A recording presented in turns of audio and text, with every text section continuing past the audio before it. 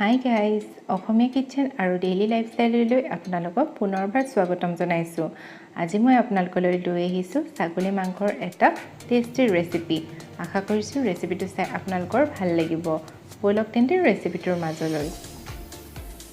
তাৰ কাৰণে মই এটা বাটিত প্ৰথমতে আধা চামুচ হালধি লৈছোঁ, 1 চামুচ ৰেড চিলি পাউডাৰ, 1 চামুচ ধনিয়া গুড়ি আৰু লৈছোঁ 1 চামুচ জিৰা গুড়ি। এতিয়া মই ইয়াত অলপমান পানী মিহলাইছোঁ আৰু এইখিনি ভালদৰে মিহলাই মই ৰাখি দিম। এতিয়া এটা প্ৰেছাৰ কুকাৰ পাতি লৈছোঁ গেছত আৰু তাত দিছোঁ সৰিয়হৰ তেল।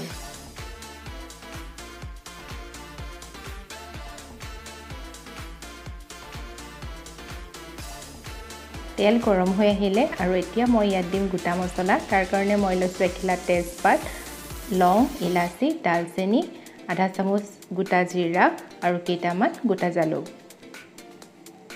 আৰু এটুকুৰা জাবিত্ৰী। আৰু এতিয়া মই ইয়াত দিছোঁ পিঁয়াজ মই অলপ সৰহকৈ লৈছোঁ, প্ৰায় 250 গ্ৰামেই লৈছোঁ। আৰু যিহেতু মই মাংস লৈছোঁ আধা কেজি, আপোনালোকে যিমান পাৰে ছাগলী মাংসত বেছি পিঁয়াজ দিবলৈ চেষ্টা কৰিব। মানে যিমান পৰিমাণৰ মাংস লয় তাৰ আধা পৰিমাণৰ পিঁয়াজ দিবলৈ চেষ্টা কৰিব, তেতিয়া খাবলৈ বেছি সোৱাদ হয়। আৰু এতিয়া ইয়াত দিছোঁ মই নহৰুখিনি মই পিচি লোৱা নাই, এনেদৰে দিলে খাবলৈ বেছি ভাল হয়।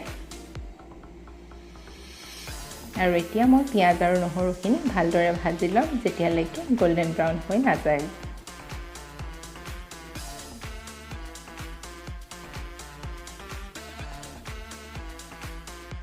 এতিয়া ইয়াত দিছোঁ অলপমান থেতেলিয়াই লোৱা আদা আৰু এতিয়া আদাৰ কেঁচা গোন্ধটো নোযোৱালৈকে ভাজি ল'ম।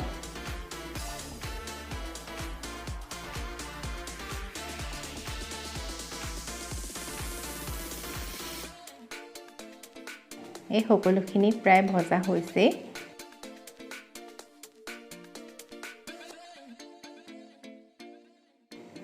আৰু এতিয়া মই ইয়াত বনাই ৰখা মছলাৰ পেষ্টখিনি দি দিম।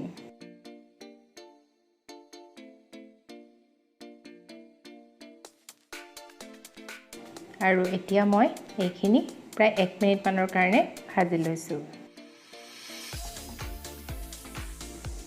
আৰু ইয়াত দিছোঁ মই অলপমান নিমখ। আৰু এতিয়া মই প্ৰেছাৰ কুকাৰটো বন্ধ কৰি মিডিয়াম ফ্লেমত 3টা হুইচেল মাৰিবৰ কাৰণে ৰাখি দিম।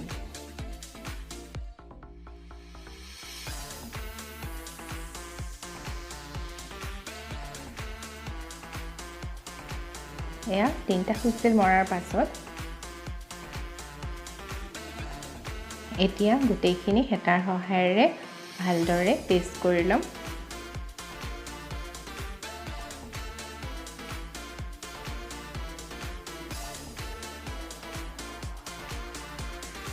এয়া ধুনীয়া এটা স্মুথ পেষ্টৰ মছলা ৰেডি হৈ গ'ল। এতিয়া ইয়াত মই মাংসখিনি দি দিছোঁ। মাংসখিনিত মই অলপমান হালধি আৰু নিমখ সানি ৰাখিছিলোঁ।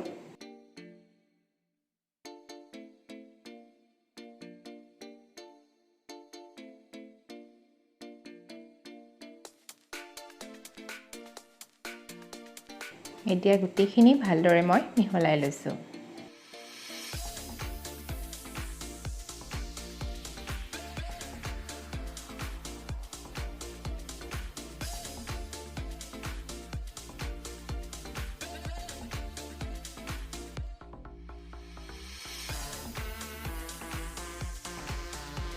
এতিয়া মাংসখিনি মই ঢাকি ভাজি থাকিম, কিন্তু মই গেছৰ ফ্লেমটো একেবাৰে ল' কৰি লৈছোঁ। মাজে মাজে মই এনেদৰে লৰাই থাকিম। আৰু এয়া মাংসৰ পৰা অলপ পানী ওলাই আহিছে।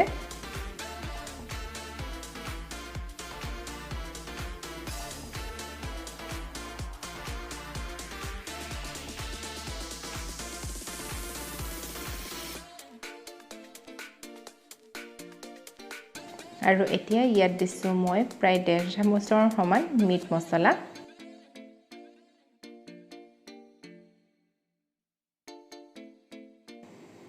এতিয়া গোটেইখিনি ভালদৰে আকৌ মিহলাই দিছোঁ। ছাগলীৰ মাংসত অলপ মছলাৰ পৰিমাণটো অলপ বেছিকৈ প্ৰয়োজন হয় আকৌ এতিয়া মই ঢাকি ভাজি থাকিম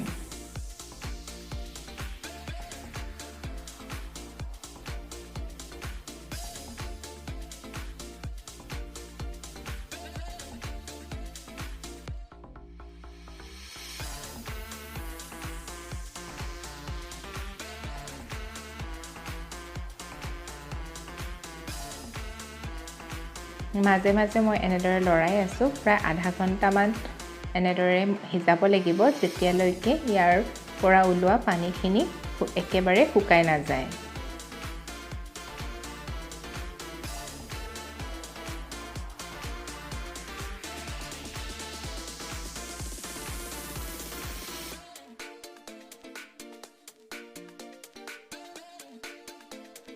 ইয়া মাংসৰ পৰা ওলোৱা পানীখিনি সম্পূৰ্ণভাৱে শুকাই আহিলে আৰু ধুনীয়াকৈ তেল বিৰিঙি আহিলে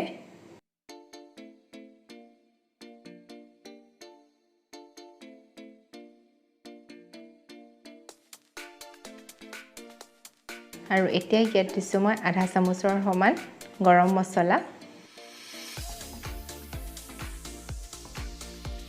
এতিয়া আকৌ গোটেইখিনি ভালদৰে মই মিহলাই দিছোঁ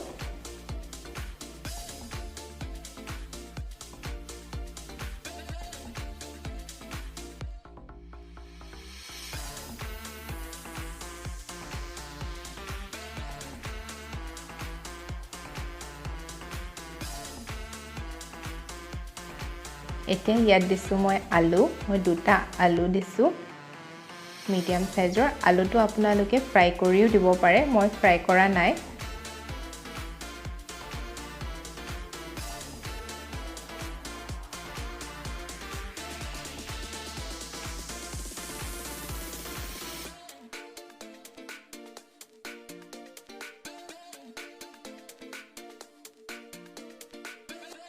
এতিয়া মই ইয়াত দিছোঁ গৰম পানী আপোনালোকক যিমান পৰিমাণৰ জোল বা গ্ৰেভিৰ প্ৰয়োজন হয় সেইটো হিচাপতে পানীটো দিব মোক বেছিকৈ জোলৰ প্ৰয়োজন নাই মই অকণমান গ্ৰেভিকৈ বনাব বিচাৰিছোঁ সেইকাৰণে পানী অলপ মই কমকৈ দিছোঁ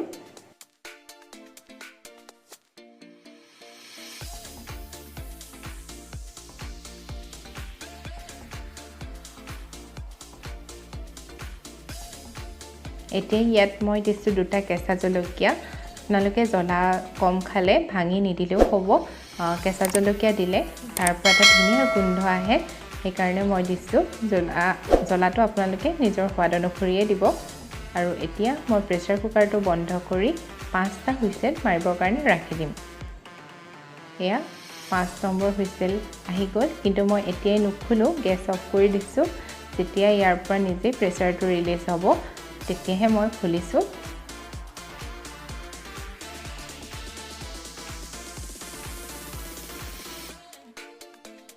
প্ৰায় মাংস ৰেডি হৈছে আৰু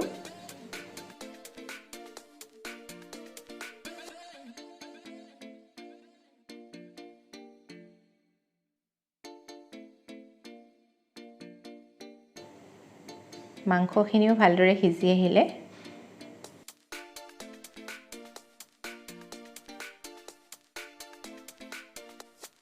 এতিয়া প্ৰায় 1 মিনিট মানৰ কাৰণে মই আকৌ অলপমান উতলাই দিছোঁ যাতে মাংসৰ গ্ৰেভিখিনি আৰু অলপমান ডাঠ হৈ আহে